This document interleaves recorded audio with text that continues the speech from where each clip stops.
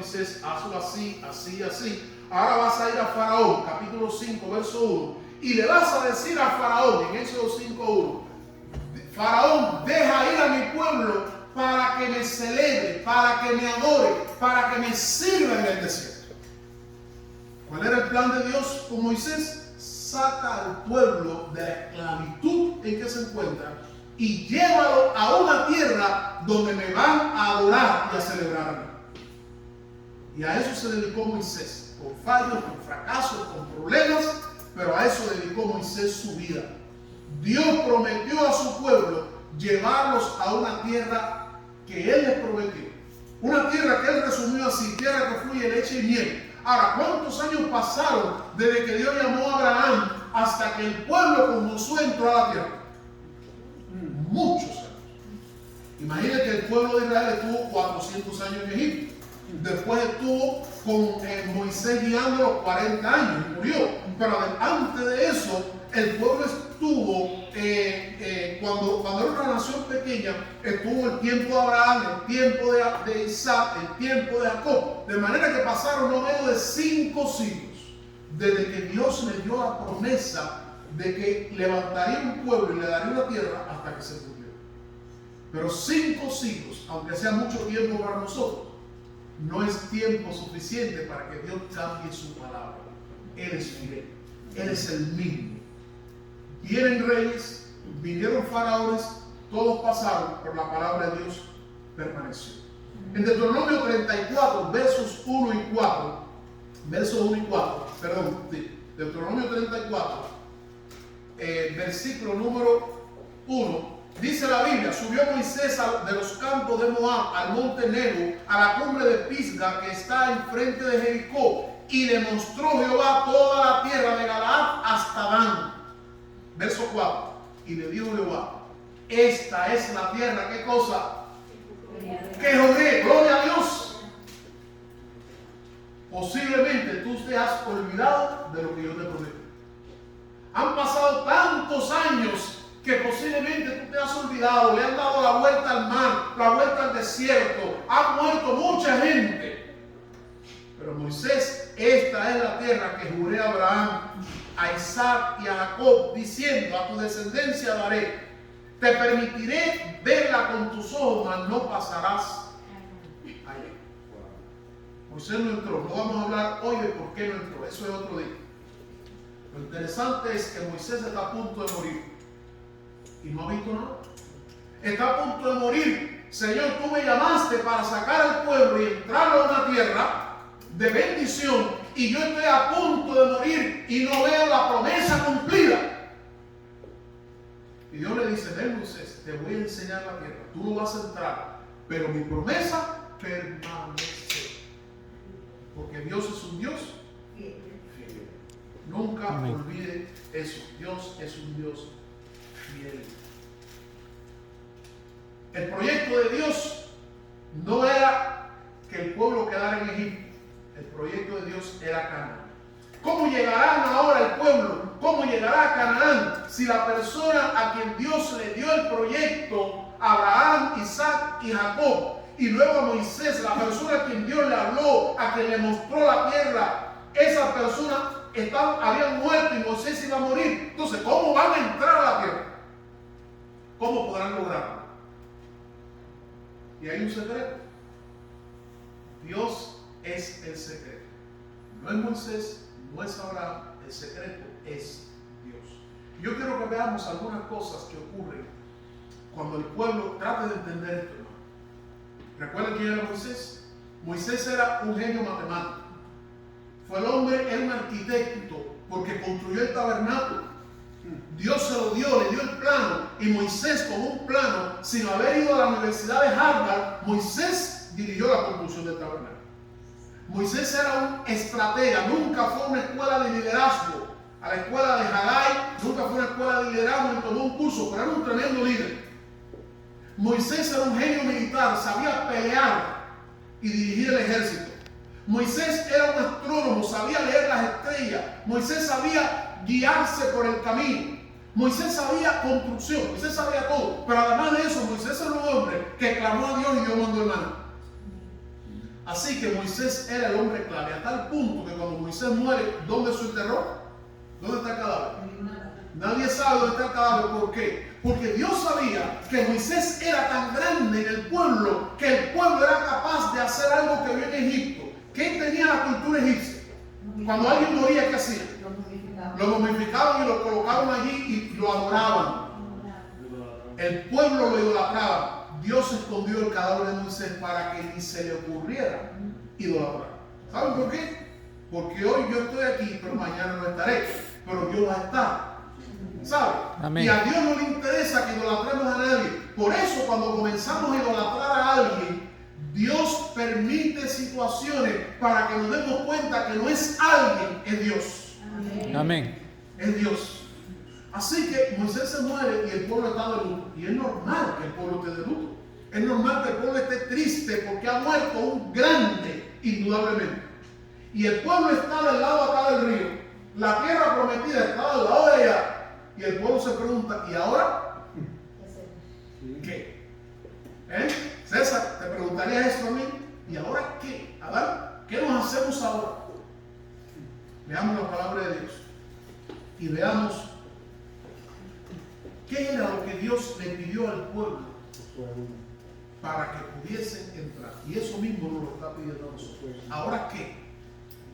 Comenzamos una nueva congregación. Estamos en un lugar nuevo. Todos carecemos de experiencia. Por muchos años que tengamos la vida cristiana. Yo soy nuevo en este país. Ustedes son nuevos comenzando una iglesia. ¿Y ahora qué? Tenemos un reto tan grande por delante, pero ¿cómo lo enfrentamos? Vamos a la palabra. Quiero que veamos algunas cosas que son muy importantes para poder llegar hasta la meta. Número 1, es muy importante escuchar a Dios. Para entrar a la tierra prometida es importante escuchar a Dios. Y también es importante escribir. Saca un lápiz, una libreta, una hoja y anote las primeras anotaciones que yo tuve en mi vida y que por muchos años las conservé. Yo no tenía ni Biblia, ni diccionario, ni comentario, pero llevaba al culto una hoja y cada vez que el pastor predicaba todo, yo lo escribía, todos los puntos, y luego lo estudiaba, y eso me sirvió a mí para predicar y enseñar en otro lugar. Así que búsquense su papelito, que en este país hay bastante hoja y lápiz y papel, gracias a Dios. Y tome anotaciones de todo lo que Dios le muestre mientras estamos compartiendo la palabra. Primera cosa, para entrar a la tierra prometida, para conquistar aquello que Dios nos ha dado, número 1, necesitamos aprender a escuchar a Dios. El versículo 1 dice: aconteció que después de la muerte de Moisés, siervo de Jehová, escuche, después de la muerte de Moisés, lo que viene ahora es importante. Todo lo que viene ahora es importante porque Moisés ha muerto y el pueblo está preocupado y está confundido. Por tanto, todo lo que viene ahora es importante. Después de la muerte de Moisés, número 1, Jehová habló. Después de la muerte de Moisés, Jehová habló. Escuchen, en Éxodo capítulo 18 en adelante y 19 se da una situación. Y es que Dios se manifiesta al pueblo. No sé si ustedes recuerdan eso. Dios se manifiesta al pueblo en truenos y en relámpagos de una manera tremenda. Y el pueblo sintió miedo. Y cuando el pueblo siente miedo, le dicen así a Moisés: habla tú por Dios a nosotros. Que lo que Dios quiera hablarnos, nos lo hable a través de ti, porque nos da miedo.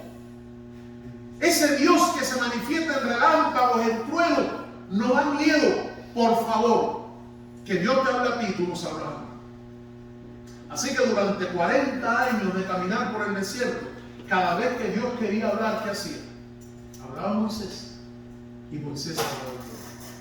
De hecho, eso fue lo que Dios le dijo a Moisés cuando lo llamó en Éxodo 3. Yo voy a hablar por ti, por medio de ti, a Faraón. Y Moisés le dice: ¿cómo yo voy a hablar si yo soy qué? Tartamudo. Pero Dios le dijo: no te preocupes, yo mando a Aarón contigo. Entonces, entre Moisés y Aarón, ellos hablaban al pueblo y le hablaban a Dios en nombre del pueblo. De manera que cuando el pueblo quería oír a Dios, ¿a quién escuchaba? Pero ahora Moisés, ¿qué le pasó? ¿Quién nos va a hablar? ¿Cómo escucharemos a Dios? ¿Cómo sabremos lo que Dios quiere decirnos si la voz de Dios entre nosotros ha muerto? ¿Será que Dios no nos hablará más? ¿Nos abandonará? ¿Cómo llegaremos a la tierra si no tendremos quien nos guíe en el camino? ¿Quién hablará a nosotros? Y ahora Moisés está muerto y el pueblo se pregunta, ¿quién nos hablará? Aleluya. Amén. Dice el verso 1.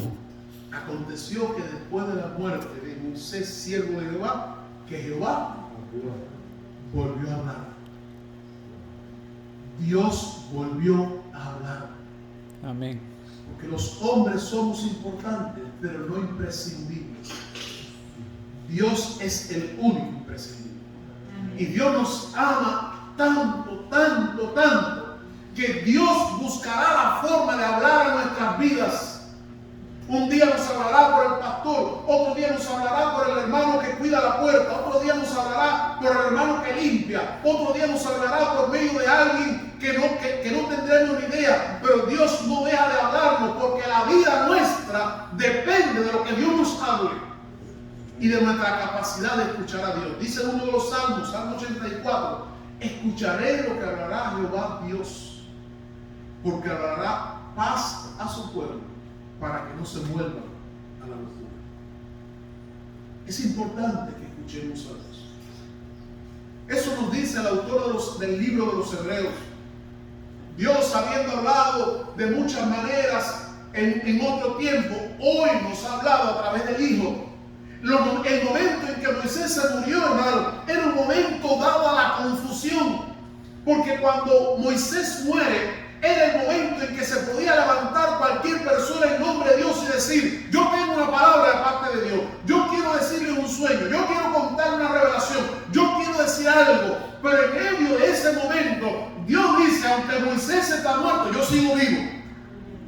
Yo recuerdo que en una ocasión, la iglesia donde yo crecí, hubo una situación, un problema difícil, y el pastor tuvo que dejar el pastorado de la iglesia.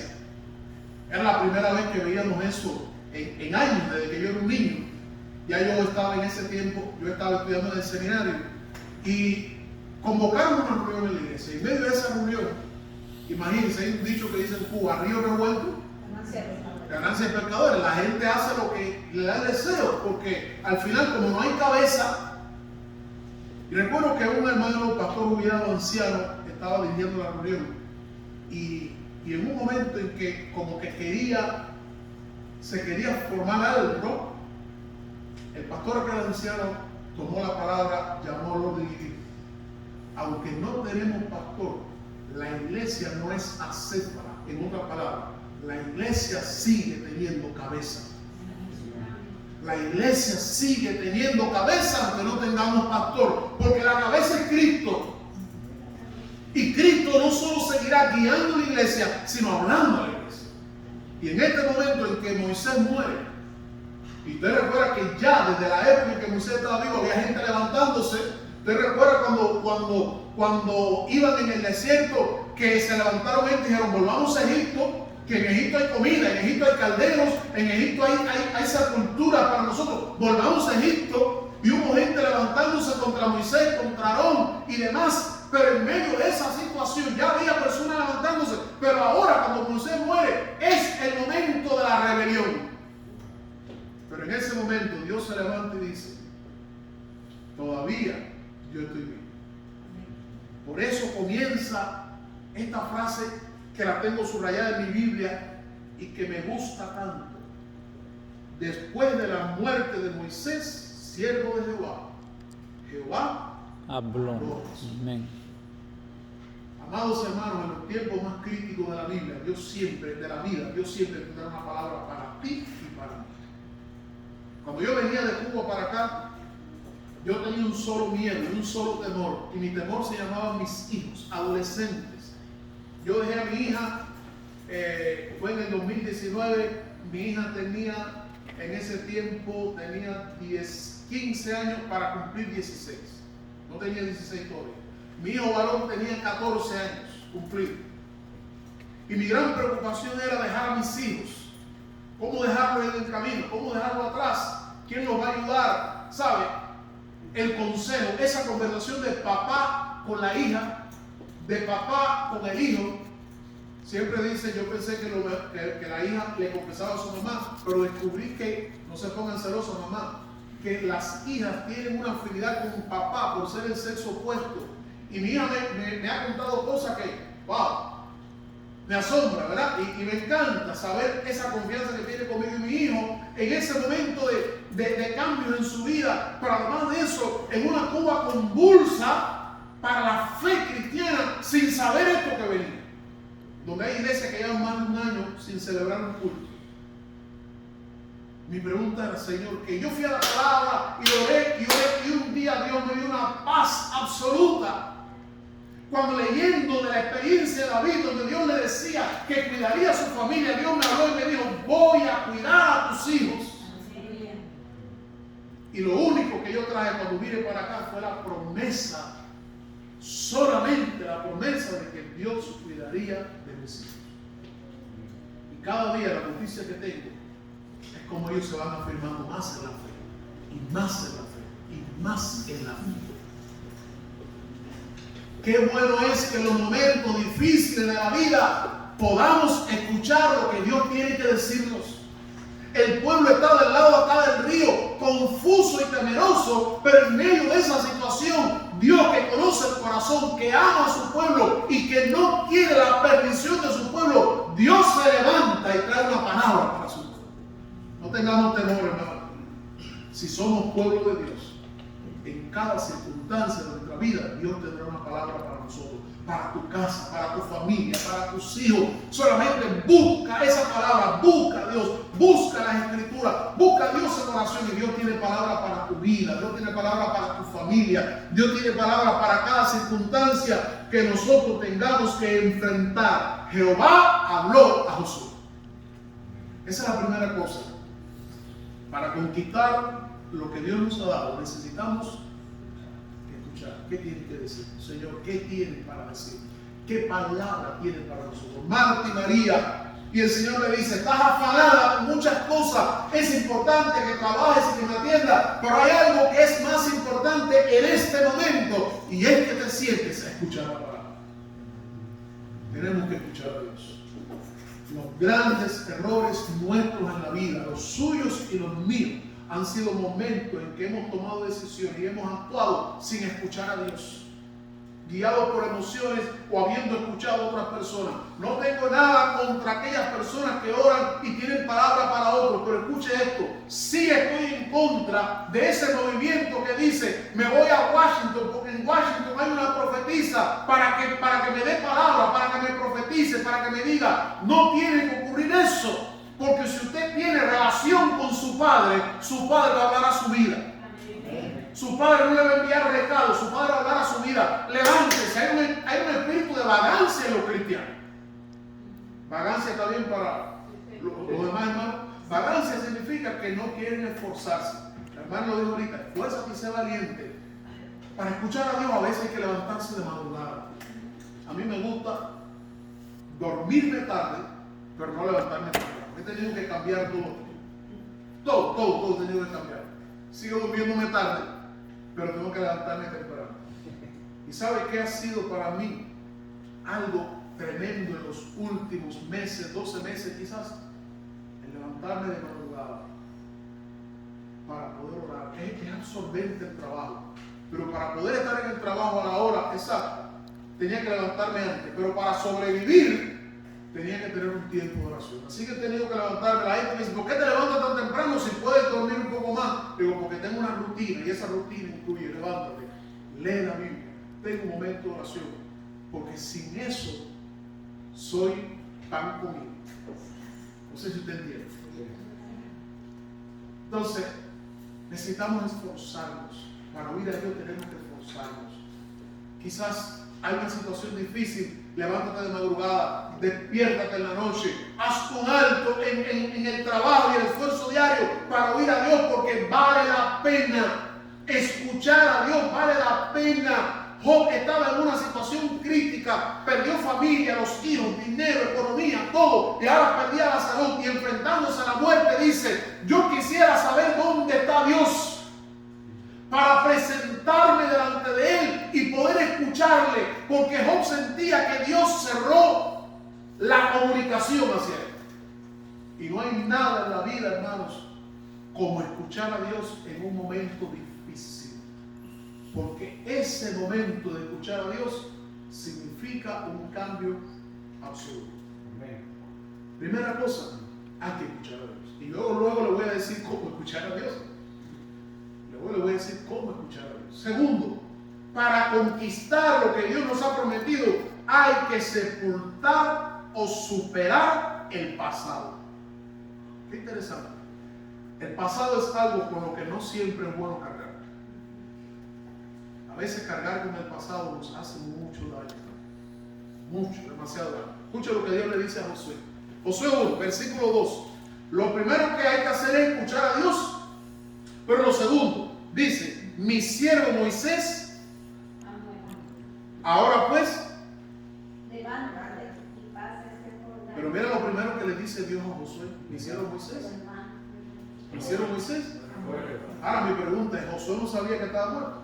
Sí. Si Josué subió al monte con Moisés, donde iba Moisés, Josué iba con él. Por eso cuando Dios le dice a Moisés: tú vas a morir, unge a Josué como sustituto tuyo. ¿Sabe quién extrañaba a quién era uno de los que más extrañaba a Moisés? Josué. Así que Dios, yo no necesito que tú vengas a recordarme que Moisés está muerto. Pero Dios se lo tiene que recordar, porque Moisés está muerto significa Moisés quedó atrás. Moisés quedó atrás. Un gran hombre, un gran siervo, tu maestro, tu guía, tu mentor. Lo que has aprendido, lo has aprendido con él. Pero quiero que sepa que Moisés ha muerto. Significa, amados hermanos, para conquistar lo que Dios nos ha dado, hay que aprender a sepultar, a superar el pasado. Moisés fue un gran libertador, un gran guía, un gran líder, pero murió. La costumbre de Egipto era esa: embalsamarlo y dejarlos allí. El pueblo lo iba a hacer, pero Dios permite que el cadáver nunca se encuentre, porque si el pueblo encontraba el cadáver, lo momificaban y lo guardaban, el pueblo se iba a quedar viviendo ¿dónde? En el pasado, adorando a Moisés, olvidándose de lo que hay delante, concentrado en el Moisés del pasado, sin mirar la tierra prometida que hay delante. Y una cosa importante, hermano: los caballos tienen la capacidad de mirar no solo adelante, sino a los lados. Por eso que le ponen esto. El águila tiene una visión de 180. El águila puede mirar al lado, delante, a los lados. Pero los seres humanos miramos hacia adelante y muchas veces miramos mal. Necesitamos el ojo para mirar bien. Y si miramos a un lado, el ojo nuestro, si mira para adelante, si nosotros hacemos así, por aquí nos engaña, ¿verdad? No podemos mirar a un lugar, solo hacia adelante o hacia atrás o hacia el lado. Nosotros no podemos conquistar un futuro pensando en el pasado. Necesitamos liberarnos del pasado. En el pasado hay muchas cosas lindas. Cuando yo pienso en el pasado mío, hay cosas lindas, cosas que yo quisiera revivir, recordar, pero la juventud pasó y ahora es otra. ¿Sabes? Yo me tiraba de un carro andando, ya no decirle para, ¿sabes? Porque el pasado pasó. No puedo vivir enamorado del pasado. En el pasado hay cosas lindas, pero necesito dejarlas en el pasado, porque en el futuro hay cosas más lindas todavía. Amén. En el pasado hay cosas tristes, hay cosas hirientes, pero no puedo seguir cargándolas. Hay una historia que no es real, ¿no? Puede ser real. Dice que un hombre sube a un bus, y tenía un saco en el hombro, y alguien le dice: mire señor, ponga el saco, coloque el saco en el piso y siéntese. Y el hombre le responde: no, estoy apurado. Como estoy apurado, ni me siento ni bajo el saco. ¿Sabes? El bolso. Si nosotros queremos llegar, necesitamos aprender a dejar en el pasado lo que pertenece al pasado. Las heridas del pasado, los dolores del pasado, el daño del pasado, el fracaso del pasado, todo eso del pasado no ha sido arreglado por el Señor. El mejor terapeuta del alma es Jesucristo. Nadie para sanar nuestras heridas, nadie para liberarnos del pasado. Por eso la Biblia dice, si el Hijo del Hombre, Jesucristo, nos liberta, seremos verdaderamente libres. Y de ahí la importancia de presentarnos ante Dios y confesar, declarar, abrir nuestro labio. ¿Qué pasaba con el pueblo de Israel? Dios le está diciendo, Moisés se murió. Josué, yo sé que tú amas a Moisés, que era tu amigo y demás, pero Moisés se murió. Yo quiero enseñarte algo, pero Moisés se murió. No puedes seguir como un fantasma en tu vida. Piensa, hermano, ¿qué cosa hay hoy en día que nos roba el sueño y que nos ata al pasado? Yo lo he tenido. Yo he tenido que liberar en el nombre del Señor y soltar cosas. ¿Saben lo que significa perdonar? La gente dice perdonar significa olvidar. No es cierto. Usted no olvida, jamás. Nadie olvida. Nadie olvida, ni Dios. De hecho, la Biblia dice, Dios dice que Él no se acordará de nuestros pecados. Pero si Dios olvidara, no fuera omnisciente, porque si no, hay algo que Dios no se recuerda. Ahora, perdonar significa recordar sin dolor. Perdonar significa que yo voy a recordar algo, pero ya no me duele. ¿Por qué no me duele? Porque lo liberé. Perdonar significa que abrí la puerta y dejé que eso que me dañaba se fuera. Y yo enfrento ahora el futuro sin esa experiencia del pasado que me talaba. Y cuando Dios dice no me acordaré, significa no que Dios olvidó, sino que Dios no va a traer a la memoria. Que Dios no anda recordándote lo que tú eras. Y nosotros tenemos, entre otras cosas, que aprender a dejar el pasado detrás, porque el pasado puede impedirnos conquistar el futuro. ¿Qué dice la Biblia en el libro de Filipenses capítulo 3, versos 3 al 15? Dice, olvidando lo que está detrás, aleluya, me extiendo a lo que está delante. Repito, olvidando, dejando, superando, liberando lo que está detrás, metiendo a lo que está delante. Isaías capítulo 43, qué preciosa es esa porción. Isaías capítulo 43, verso número 18. Léalo en su Biblia y subráyelo si quiere también. Dice Isaías 43, 18 así: no os acordéis de las cosas pasadas, ni traigáis a memoria las cosas antiguas. Y escuchen, ¿por qué Dios dice que tenemos que hacerlo? Escuchen 19. He aquí yo hago algo nuevo, que pronto saldrá a la luz. ¿No la conoceréis? Otra vez, aleluya, ¿qué dice? Abriré camino en el desierto y ríos en la soledad. Bendito sea el Señor. Amén. Pero Dios comienza diciendo, no te acuerdes de las cosas antiguas. Alguien vino aquí a contarte algo antiguo que tú sabes que el Señor liberó. No te acuerdes, yo no me acuerdo. Tú no te acuerdas el día que el vecino te hizo, yo no me acuerdo. Sí, yo sí me acuerdo, pero no quiero acordar. ¿Tú no te acuerdas de la vez que te robaron? No me acuerdo. ¿Tú no te acuerdas de la vez que hubo una persona en la escuela que te impidió que tú conquistaras, que tú lograras estudiar tal carrera? En Cuba, si tú eras cristiano, no podías ser médico, psicólogo, abogado, periodista, estudiar relaciones internacionales, porque estaba prohibido. Cuando tú matriculabas en la universidad te decían, ¿tú eres religioso? ¿Eres cristiano? Sí, no puedes matricular en. Mi hermano no pudo ser médico por eso, por ser cristiano. ¿Tú no te acuerdas que hubo alguien que te delató? No me acuerdo. ¿Sabes por qué? Porque el Señor tenía algo mejor para mí. Cosas nuevas, caminos en la soledad y en el desierto. Necesitamos sepultar o superar el pasado. Fue lo que Dios le dijo a Josué. Número 3. Para conquistar lo que Dios nos ha prometido, hay que cruzar el Jordán que tenemos enfrente. Versículo número 2. Me hicieron Moisés a muerte. Ahora pues, levántate. Eso es imperativo, no es ¿quieres levantarte? No es ¿te gustaría levantarte? A mí me gustaría que me hablaran así, ¿verdad? Muy educadamente. ¿A usted le gustaría?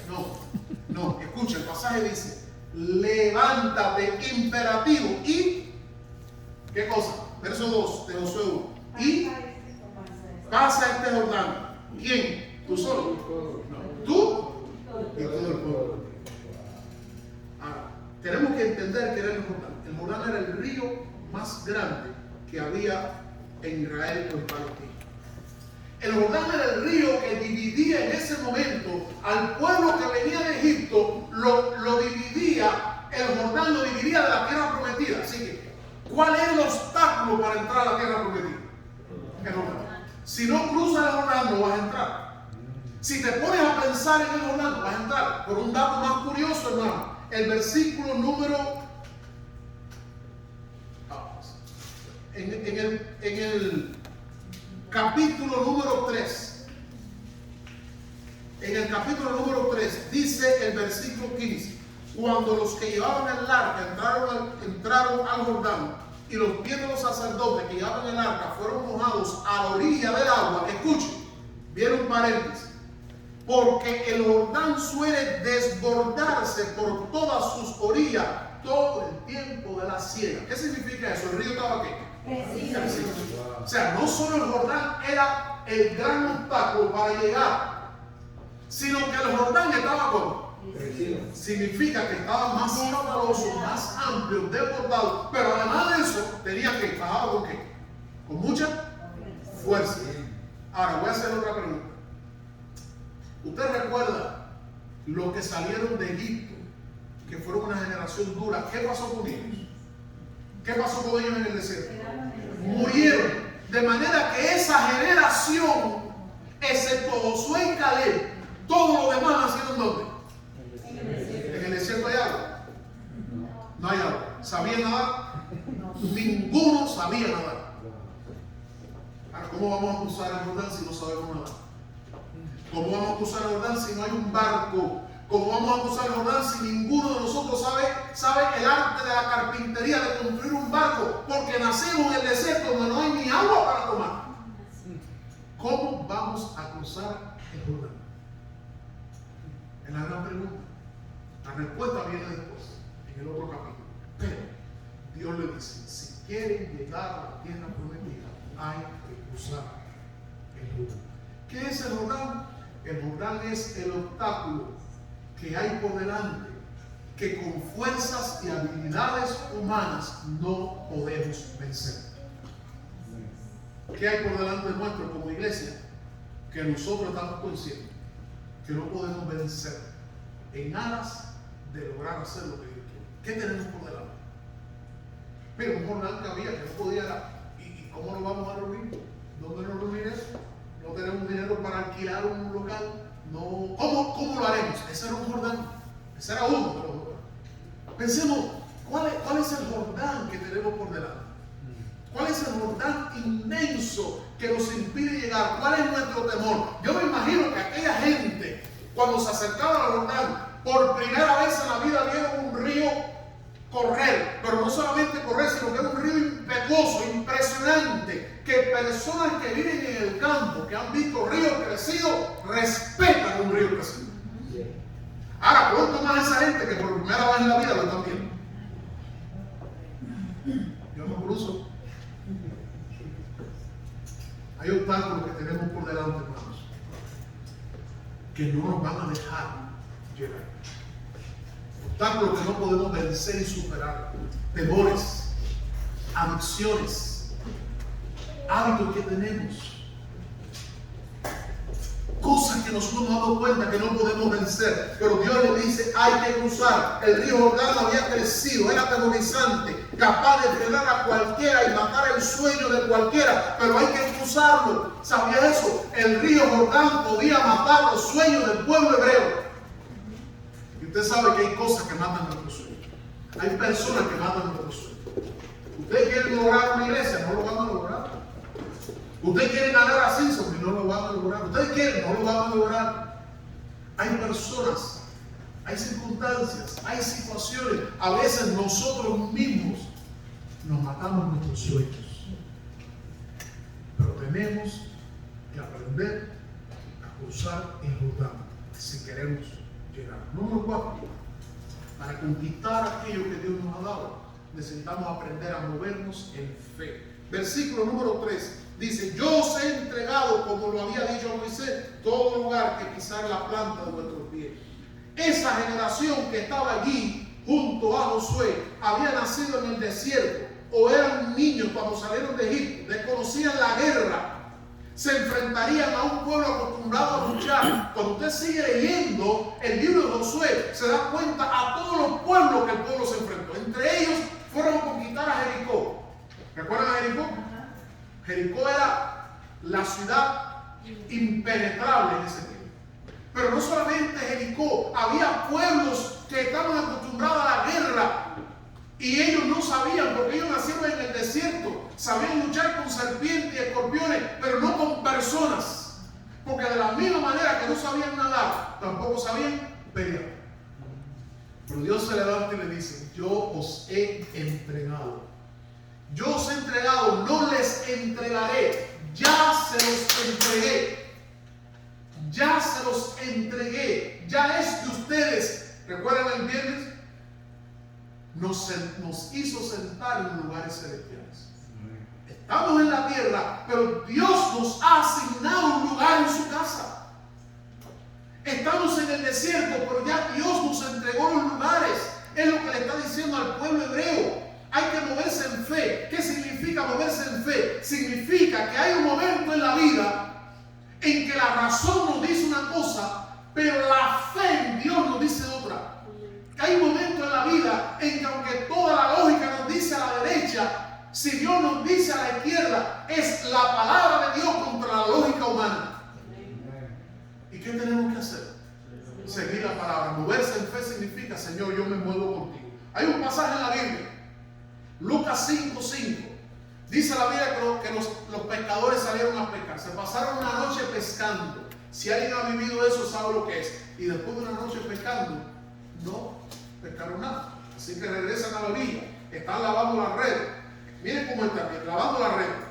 Obstinados, porque dicen, no hemos pescado nada. Molestos, airados, hambrientos, con sueño, cansados. Pero además de eso, Pedro está pensando, cuando yo llegue a mi casa, sin pescado, sin comida, sin nada, mi mujer me va a pelear. Eso es peor que no haber pescado nada. Así que en esa batalla están cuando se aparece un maestro, Jesús, y le dice, Pedro, tú puedes echar tu barca un poquito para allá. Y se monta en la barca y comienza Jesús a hablar. Y mientras Jesús habla, Pedro sigue lavando su red, pero está escuchando. Y cuando termina Jesús de hablar, le dice, Pedro, boga mar adentro. ¿Saben qué significa? Vuelve.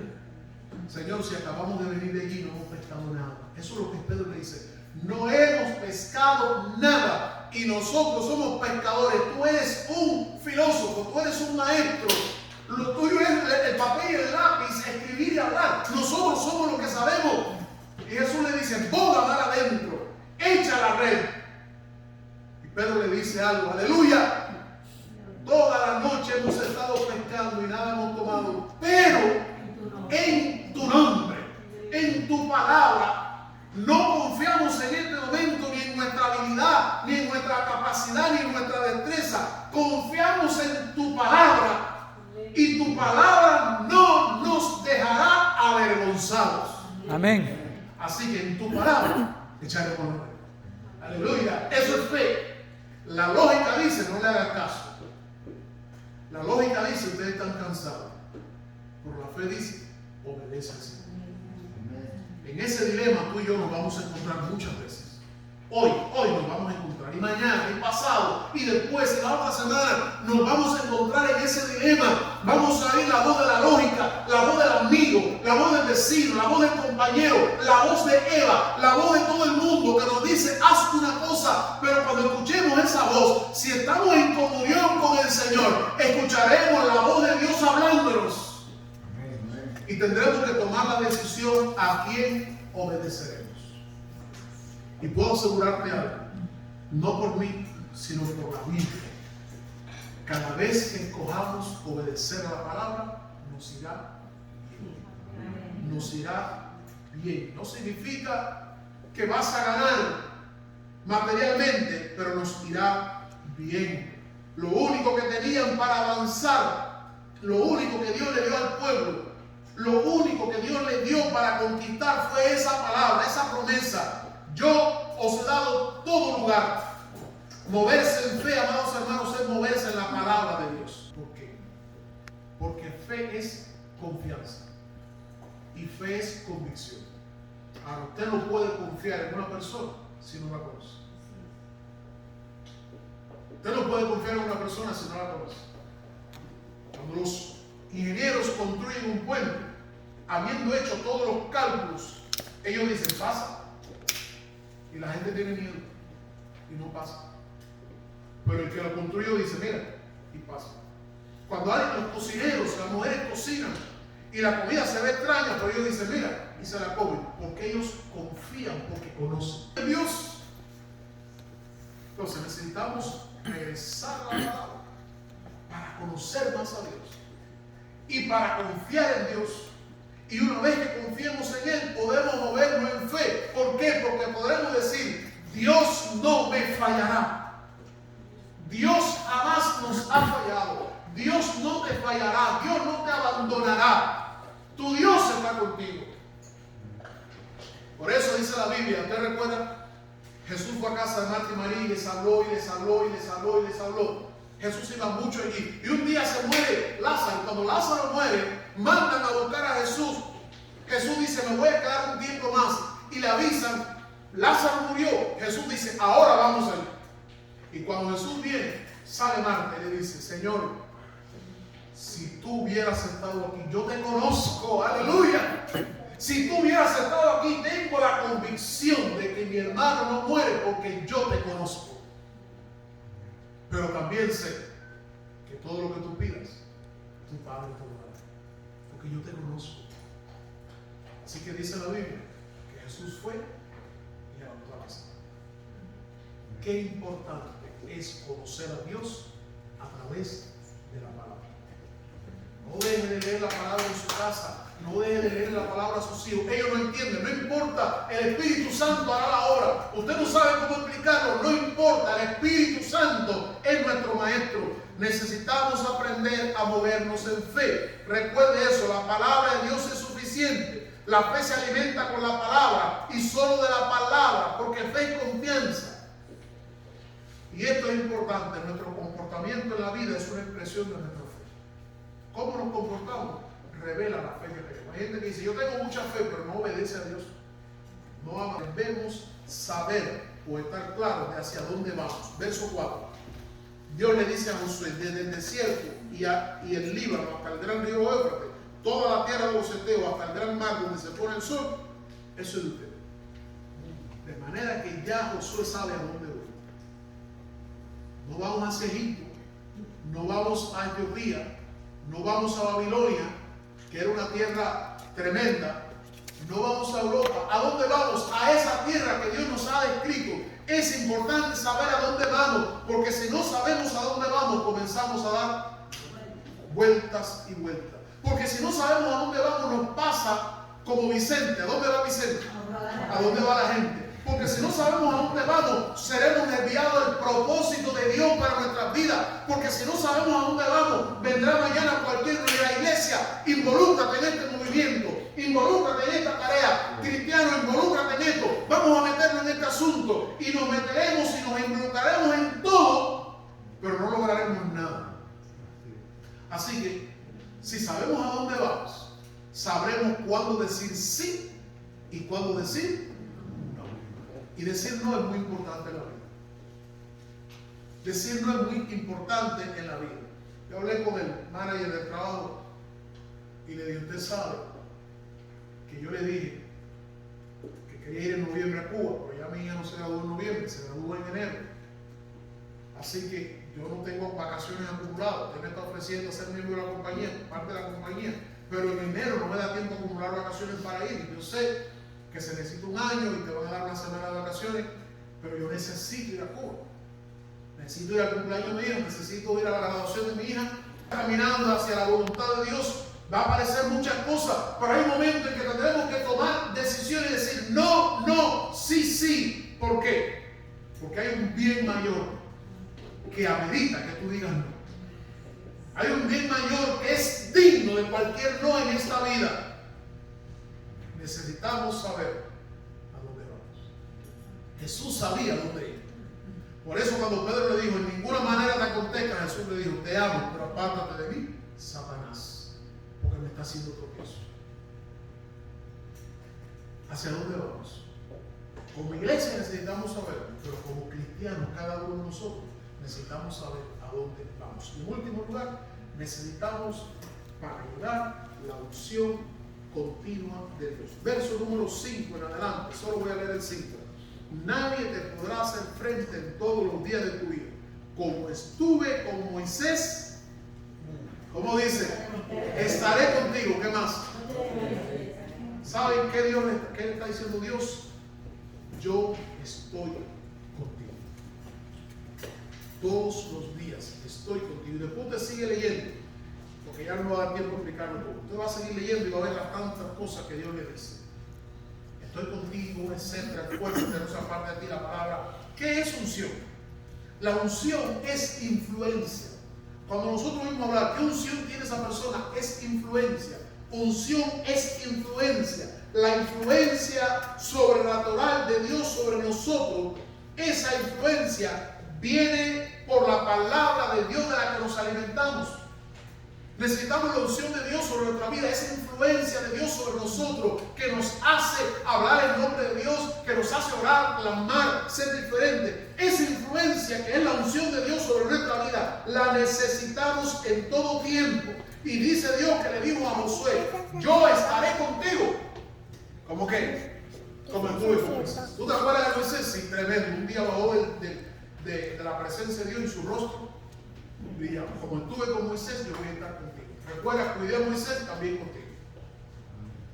La unción va a estar contigo. Primera de Juan 1:20 dice, nosotros tenemos la unción del Santo, o sea, tenemos la influencia del Santo. Dice, muchos se fueron y se apartaron, y muchos han salido de nosotros porque no eran de nosotros, pero dice, pero, aunque muchos se fueron, pero ustedes tienen la unción del Santo o la influencia de Dios. Por tanto, aunque muchos se fueron, ustedes no tienen por qué irse, porque la influencia de Dios está sobre ustedes. Nehemías capítulo 2, versos 7 y 8. Nehemías le dice al rey, dame cartas para que donde quiera que yo pase pueda llegar y las puertas se abran, etcétera, etcétera. Y luego dice al final, la benéfica mano de Dios estaba sobre él. Eso es unción. Cuando vayan a un lugar, pídele a Dios, Señor, que